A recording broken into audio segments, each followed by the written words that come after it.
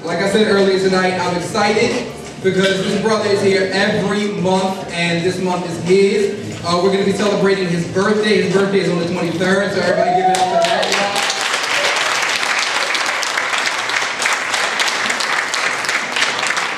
This brother is, like I said, my best friend.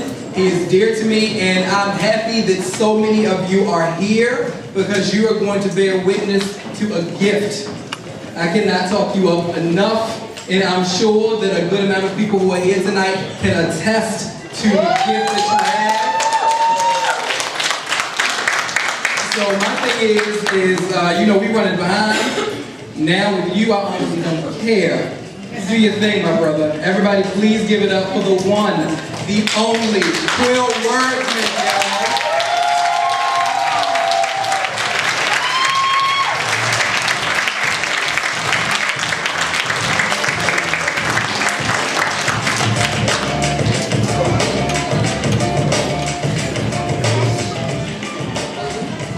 Good evening, everybody.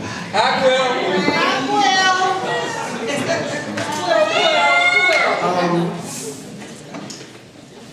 So I'm gonna do a couple of pieces. I want to say I've been featuring all month, but I only featured one other place this month.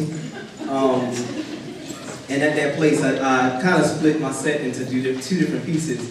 I did a few poems that was about Baltimore, and the other portion was basically my testimony and where I've been, where I'm growing, how I'm growing.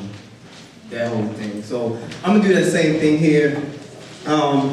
Raven been doing a whole bunch of plugs tonight. So needless to say, I have pieces for sale.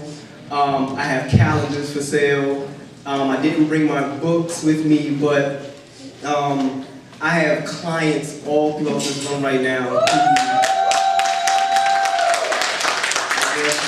who can testify about, what I can offer those of you who aren't clients. So I'm gonna get started with my Baltimore pieces. I read out my books. Even though this stuff is old, I read out my books. I don't like to take the time to memorize stuff, to be quite honest with you. But one of the reasons why I read is so that I can look at how I wrote it down, because it'll remind me of exactly where I was, the time and place that I was in. So this first piece I'm gonna do was requested by like 3 different people, surprisingly. It's about the bus. I have an obsession with the MTA. Like, I really love the MTA a lot. So,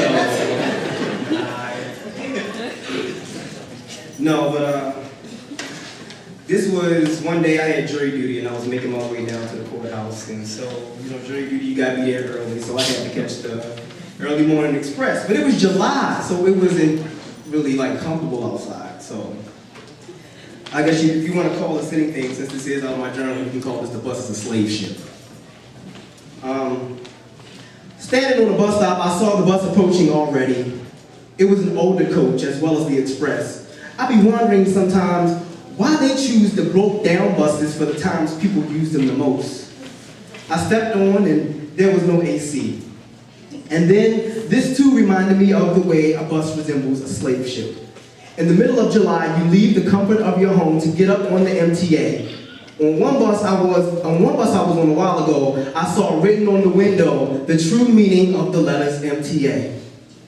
March that ass. I can't say that's completely false because I wouldn't have spent 17 minutes on the phone with MTA to talk about how a bus due at 1:58 arrived 20 minutes late. I mean, it's stuff like that that is an inconvenience, and yet the bus is a slave ship.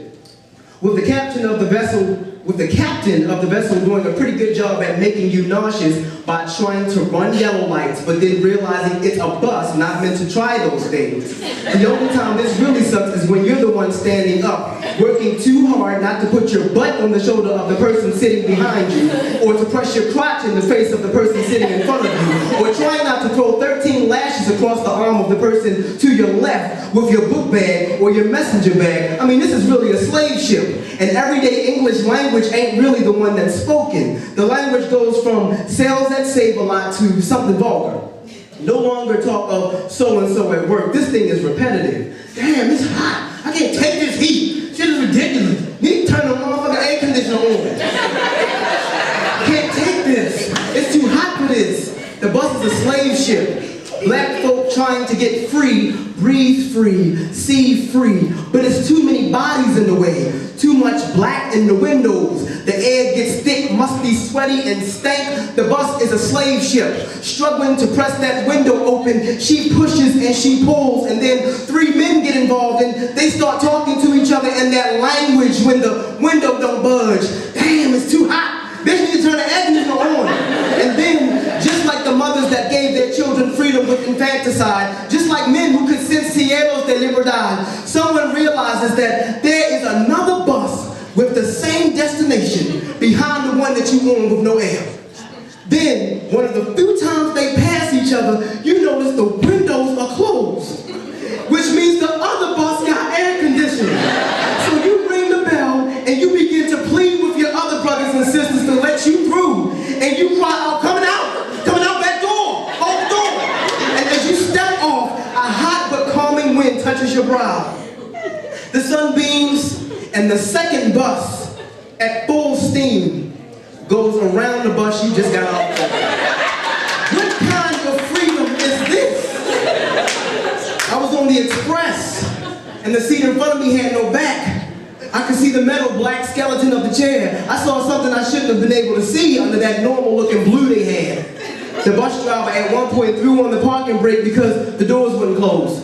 I got off the bus at the Hopkins metro station, and wouldn't you know, the subway didn't have no air conditioning. The lady started speaking in their language. I can't take this heat. 4 degrees away from 100. We're on an unair-conditioned train. How you gonna crack a window? So here I am, serving jury duty. And I go on with my day.